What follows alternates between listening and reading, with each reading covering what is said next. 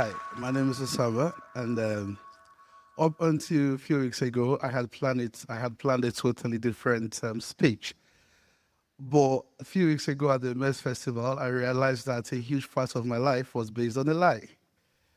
Well, for you to understand the context fully, I have to take you way back to when I was a child. So, growing up, I wanted to be a ballerina. And apparently, it was a dream of mine because there was a girl in my school called Olido, and she had this pink frock. And I loved the movement, I loved the dance, so I thought I was going to be a ballerina. My mom was not having any of it, so she told me to go join the bathing society because I talked too much. But you see, my father, I didn't know way before I was born, he had already planned my future and I was going to be an engineer. Because where I come from, it can only be three things realistically. It's a holy trinity: engineer, lawyer, doctor, or a family prayer meeting. And my father chose my wing fast. Well, anyways, I joined the debating society. I found my voice at a very young age. I became pretty good at it. And fast forward to the graduation ceremony for the school, I was not expecting anything in there. I was not best in maths, English, or anything. I was never the kid anybody would look at and think they would change the world with physics or math. But I heard my name, and they go, the most resourceful students goes to Osamagbe.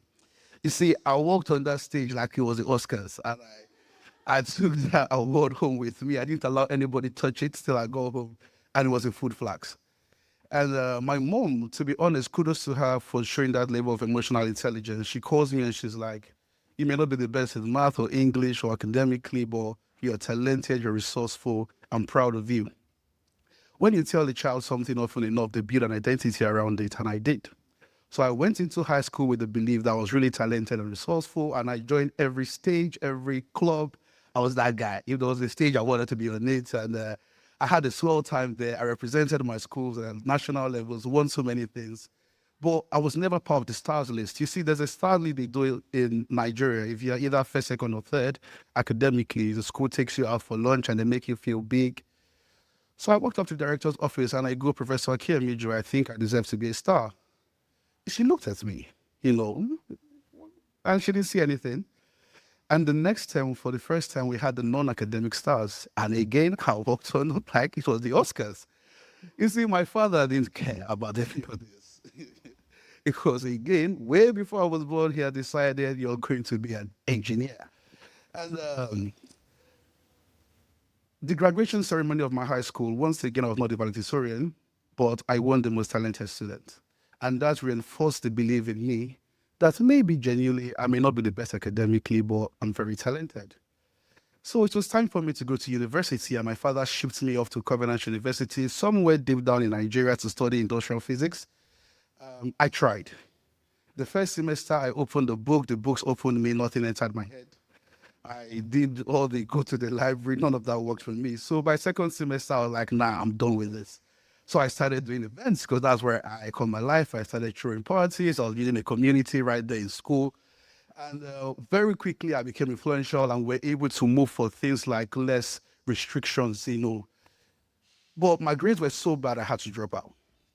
For the first time in my father's life, I think he was really disappointed. And I saw it in his eyes. I felt bad.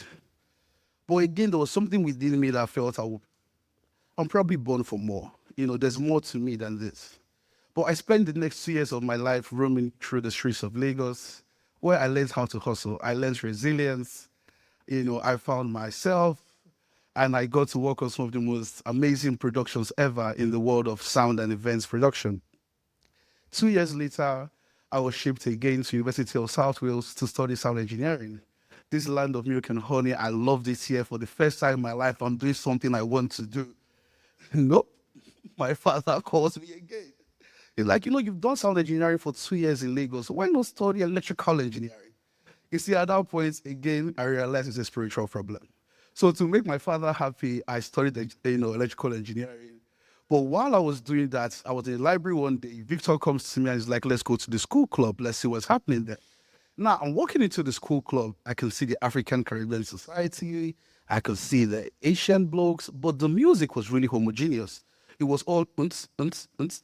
Now, I have no problem with unts music. I like unts music. But it should reflect diversity, right? So I'm like, maybe it's unts night, right?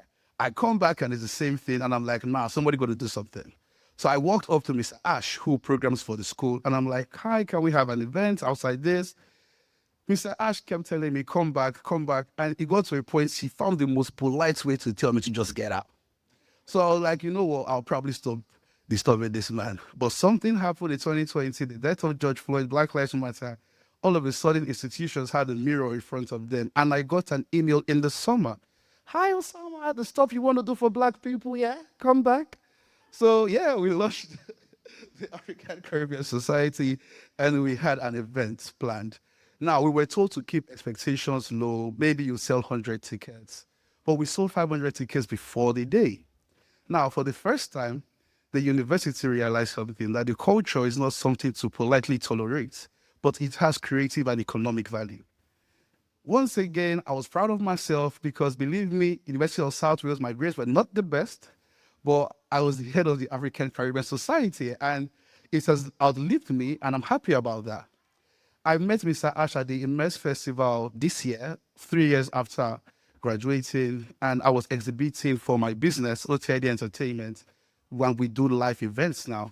So it was a full circle moment. We're really emotional. She's, really much telling me he's proud of me and stuff like that. And I call my mom. I'm like, Mom, do you realize the food flags she gave me several years ago changed my life? My mom goes, Osamagbe, I only gave you the food flags because everyone knows I'm the owner of the school and you didn't win anything really. So I told them to wrap your food flags and tell you you're the most resourceful student. You see, I was not happy, to be honest, because the award might have been fake, but the belief it instilled in me as real. It's the reason why I found myself knocking on the doors I have a business in, or trying to always challenge the status quo because I believe there's something within me that's born for that.